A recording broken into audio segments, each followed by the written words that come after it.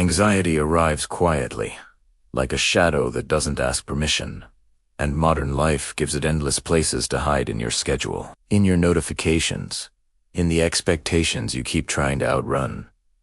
But Stoicism offers something different than escape or denial. It offers a way to breathe inside the storm without needing the world to calm down first. The ancient philosophers didn't know our world of glowing screens and relentless comparisons, but they knew the human mind, and they knew how it trembles when it tries to control what was never meant to obey. Their first lesson feels like a soft hand on the shoulder. Most anxiety comes from trying to predict what cannot be predicted, trying to manage what sits outside your reach, trying to carry the weight of futures that may never arrive. There's a strange peace in letting that go, a quiet truth that loosens the grip in your chest. You don't need to foresee everything. You only need to face this moment as it stands, without inventing 10 imaginary versions of it. The Stoics called this anchoring, a gentle return to what's real.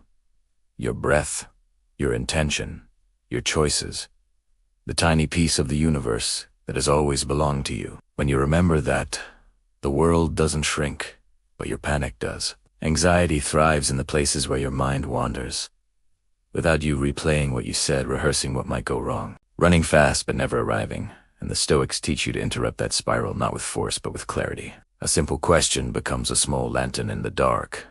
Is this under my control?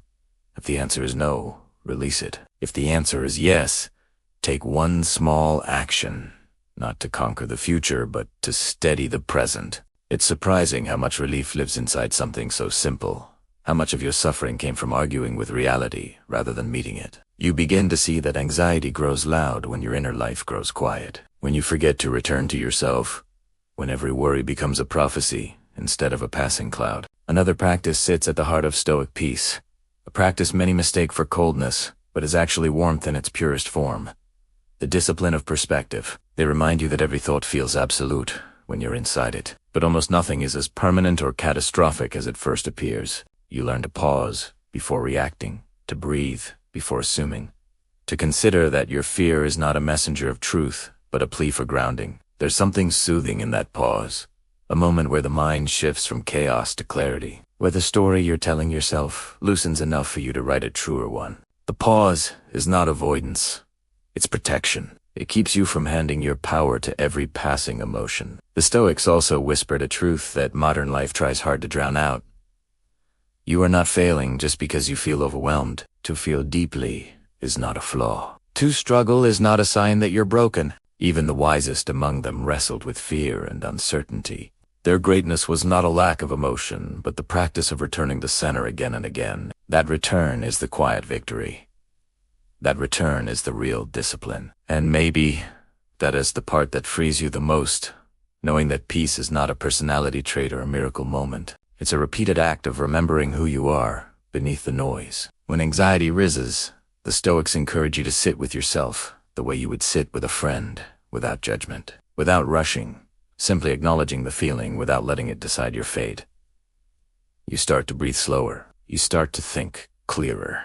You start to see that your mind is a room you can open windows in, and slowly, the fear that felt like a tidal wave becomes something smaller, something nameable, something you can move through rather than drown in. Modern anxiety is loud, fast, and hungry, but Stoic peace is patient. It does not fight the chaos.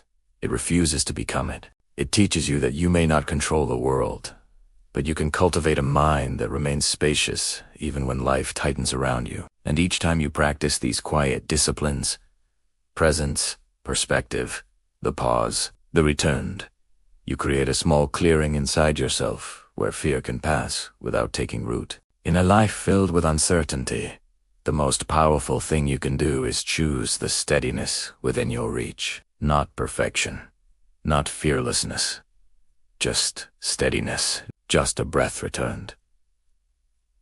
Just a mind reclaimed from the stories that scare it, and in that small, honest practice, anxiety loses its throne. You begin to feel something you haven't felt in a while. Not a control, not certainty, but something gentler, something wiser, something like peace.